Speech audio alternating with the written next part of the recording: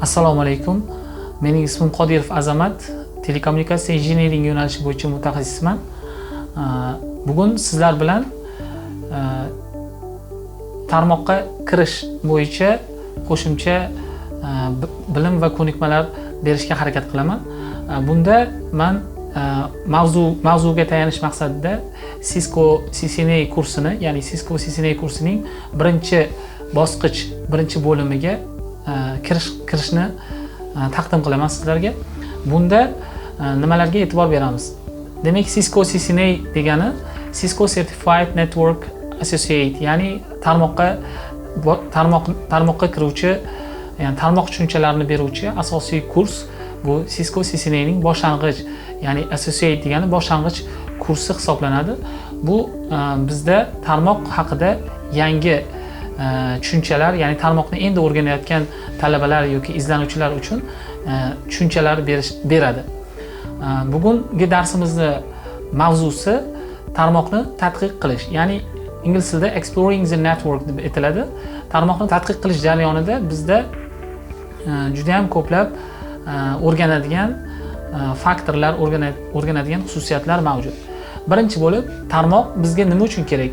Tarmoqni nima uchun biz ishlatamiz? Tarmoqni qurishdan maqsad nima? Shu tushunchalarni yoritib olishimiz kerak. Bilamizki, aloqa yaralgandan beri aloqa o'rnatish jarayoni ikki va undan ortiq qurilma yoki shaxs o'rtasida amalga oshiriladi. Bizda ikkita qurilmani ulash, bu demak tarmoq hisoblanadi. Ikkita qurilma qanday ulansa?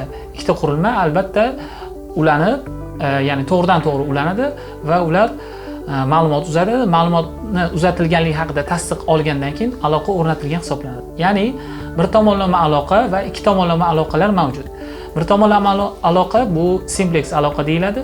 Ikki tomonlama aloqa duplex aloqa deyiladi. Bugun biz duplex aloqa haqida gaplashamiz, chunki zamonamizning eng katta tarmog'i bu internet tarmog'i aynan duplex aloqa shaklida ishlaydi. Bugungi yondashuvimizda birinchi bo'lib biz albatta tarmoq nima ekanligini bilishimiz kerak. Tarmoq nima? Tarmoqni tushuntirishimiz uchun biz 3 ta komponentlar, ya'ni tarmoqni tashkil etuvchi 3 ta komponentni birlashtirish orqali tarmoqni tushuntiramiz. Tarmoqni hosil qilishimiz uchun bizga 3 ta komponent zarur. Birinchisi qurilmalar, ingliz tilida devices deb aytiladi. Bularga kompyuterlar, telefon apparatlari va ko'plab aloqa uzatish uchun mo'ljallangan, ya'ni radio detallar yoki televideniyani uzatadigan antennalar ham kirishi mumkin. Ikkinchi vositalarimizga esa bular media, ya'ni aloqa kanali. Bilamizki, ikkita qurilma ulanishi uchun aniq bir aloqa kanali zarur bo'ladi va biz shu aloqa kanalini, ya'ni ikkita qurilmani ulash uchun aloqa kanalidan foydalanamiz. Aloqa kanali ham o'z navbatida bir nechta turlarga bo'linadi. Aynan men bir nechta turlari deb aytishimga sabab, hozirgi kunda texnologiyalarni jadal rivojlanishi oqibatida aniq bir 2 yoki 3 ta turga bo'linadi deb aytish qiyinroq. Shuning uchun o'zi aslida kriteriya jihatdan, ya'ni yondashuv jihatdan 3 turga bo'linadi deb olsak ham bo'ladi. Ya'ni bu yerda birinchi turi bizda medialarning birinchi turi bu simli albatta, ya'ni mis kabel orqali ikkita qurilmani ulash. Ikkinchi turi bu simsiz aloqa, biz ko'plab odamlar foydalanadigan aloqani nazarda tutyapmiz, ya'ni telefon apparatidan o'zaro simsiz aloqa orqali internetdan foydalanishni olsa bo'ladi, misol qilib. Uchinchi turi esa aloqa uzatish muhitining uchinchi turi bu optik aloqa deyiladi. Hozirgi kunda eng tez uzatish tezligiga ega va eng ishonchli hamda eng sifatli ma'lumot uzatishga imkon beruvchi optik aloqa vositalarini media sifatida, ya'ni uzatish vositasi sifatida misol qilsa bo'ladi. Ma'lumot uchun aytib ketaman, optik aloqa hozirgi kunda umumiy uzatish tezligi 1 terabit, sekundiga 1 terabit ma'lumot uzata oladi. Tarmoqqa yangi kiruvchi talabalar terabit haqida umuman tushunchaga ega bo'lmasligi mumkin. Shuning uchun bu bergan ma'lumotimni shunchaki ma'lumot sifatida olishinglar mumkin. Keyinchalik biz terabit nima ekanligini keyingi videolarimizda aytib ketamiz. Endi uchinchi qismi, komponentning uchinchi qismi bu albatta xizmatlar. Ya'ni tarmoqda 3 ta narsani men aytdim. Birinchisi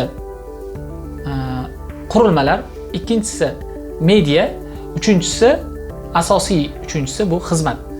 Ya'ni xizmat turlariga juda ham ko'plab xizmatlarni aytsa bo'ladi. Bu IP telefoniya xizmati, IP televideniya, ya'ni IPTV xizmati, umuman internet xizmati, internetdan birorta o'yin o'ynamoqchi bo'lsangiz, o'sha o'yin xizmatlari barcha bizga berilayotgan ilova, masalan, Telegramlar ham bular xizmatlar, WhatsApp, Instagram bular barchasi xizmat turlariga kiradi.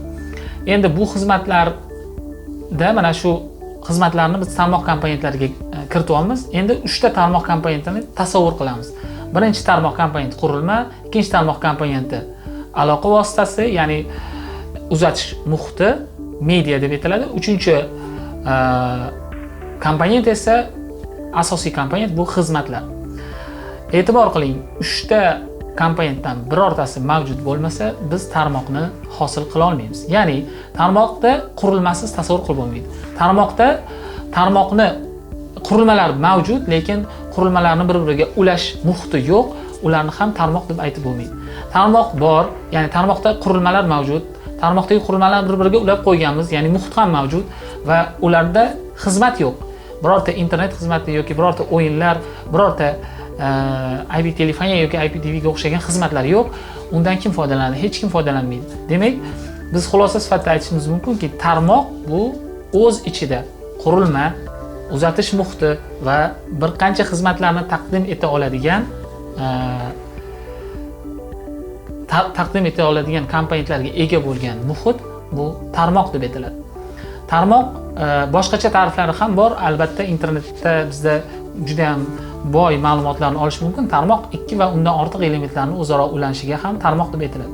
Lekin biz bugungi kursimiz aynan telekommunikatsiya tarmog'i va aloqa vositasi sifatida foydalanadigan tarmoq nazarda tutilganligi uchun biz albatta buni ichiga xizmatlarni ham qo'shdik.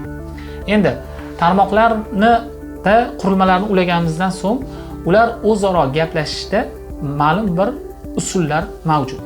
Ya'ni bu usullarning umumiy shakllarga ajratiladi. Ya'ni bu yerda tarmoqda har bitta element, ya'ni qurilma bo'lib kirayotgan abonent tarmoqda klient bo'lishi mumkin, tarmoqda server bo'lishi mumkin yoki ayni vaqtda tarmoqda ham klient, ham server vazifasini bajarish mumkin. Bu albatta bizda aniq bir yechimga kelishga sabab bo'ladi. Ya'ni qurilma bir vaqtda tarmoqda klient server texnologiyasi asosida ishlashi mumkin degan tushunchani yaralishiga sabab bo'ladi. Bizda ma'lumotni uzatayotgan paytimizda, tarmoq orqali biz u paytda server bo'lamiz. Ya'ni server ma'lumotni uzatadi. Klient esa ma'lumotni qabul qiladi. Avvallari ma'lumotni uzatuvchi qurilma alohida, qabul qiluvchi qurilma alohida bo'lganligi uchun texnologiya, klient server texnologiyasi yaratilgan va bitta qurilma klient, bitta qurilma server bo'lib ishlagan. Hozirgi kunda esa zamonaviy texnologiyalarning rivojlanishi ta'sirida bizda bitta kompyuterimiz ham klient, ham server vazifasini bajaradi. Shuning uchun yangi tushuncha peer degan tushuncha kelgan. Ya'ni peer degani tengdosh, bir paytda ham klient, ham server vazifasini bajaruvchi qurilma nazarda tutiladi va hozirgi kunda tarmoqdagi aksariyat qurilmalar peer to peer texnologiyasi asosida ulanadi. Ya'ni bir paytda ham uzatadi, ham qabul qiladi. Peer to peer ga yaqqol misol, masalan biz tarmoq orqali Telegramdan gaplashyapmiz. Ikkita telefon Telegramda gaplashyapti. Ayni paytda uzatayotgan odam server, qabul qilayotgan odam esa klient vazifasini bajaradi. Bu yerda o'rtada Telegramning o'zining ham serveri bor-ku degan tushunchalar paydo bo'ladi. Ha, albatta bu yerda Telegram serverlari ham bor, o'rtada tarmoqning boshqa elementlari ham bor, lekin biz aynan ikkita abonent o'rtasidagi o'zaro muloqot klient server asosida bo'layotgani va bir paytda qurilma ham ikkita holatda bo'layotgani uchun uni peer deb atayotganimizni nazarda tutdim. Endi tarmoqni topologik jihatdan tuzilishida turli xil tushunchalar mavjud, lekin aslida bizda umumiy topologiyada tarmoq, telekommunikatsiya tarmog'ida aynan Cisco CCNA kursi yo'nalishi bo'yicha bor yo'g'i ikkita topologiya mavjud. Birinchi topologiya bu yulduzcha topologiyasi, ingliz tilida star topology deb aytiladi. Topologiyaning ikkinchi turi esa bu halqa topologiyasi deyiladi. Halqa topologiyasi ingliz tilida ring topology deb aytiladi. Kitoblar, manbalardan ko'radigan bo'lsak, masalan, internet tarmog'idan oladigan bo'lsak, u yerda topologiyaning boshqa turlari, ya'ni mesh topologiya, aralash topologiyalar hamda bus topology, ya'ni shina topologiyalari mavjud. Shina topologiyasi, ma'lumot o'rnida aytib ketaman, shina topologiyasi avvallari mavjud bo'lgan, ya'ni internet ilk paydo bo'lgan paytda internet kabel sifatida koaksial kabellardan foydalangan paytda aynan bus topologiyasi asosida ishlagan.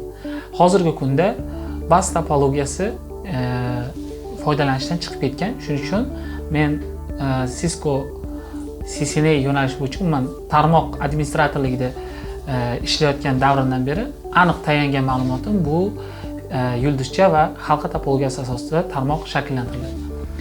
Endi bizda tarmoqni shakllantirishda hududiy jihatdan nomlanadi. Ya'ni tarmoqni biz topologik jihatdan bo'linishini ko'rdik. Endi hududiy jihatdan tarmoq ikki turga bo'linadi. Bu LAN turiga va WAN turiga. LAN degani Local Area Network, ya'ni hududiy jihatdan kichik zonani egallaganlar, ya'ni lokal kichik zonani egallaganlar, bular Local Area Network deb aytiladi. Hududiy jihatdan katta zonani egallaganlar, ya'ni katta hududni egallaganlar Wide Area Network deb aytiladi. Endi Local Area Networkda biz misol sifatida bino ichi yoki bir korxona ichini misol olsak bo'ladi va unda shakllantirilgan tarmoqni nazarda tutsak bo'ladi. WAN tarmoqlari esa bu biz global tarmoqni tushunamiz, ya'ni bir nechta lokal tarmoqlarning o'zaro ulanishi hududiy tarmoqlarga misol bo'ladi. Bugungi darsimiz bo'yicha, ya'ni tarmoqni tadqiq qilish mavzusidagi darsimizga beriladigan ma'lumotlar shulardan iborat edi. E'tiboringiz uchun rahmat.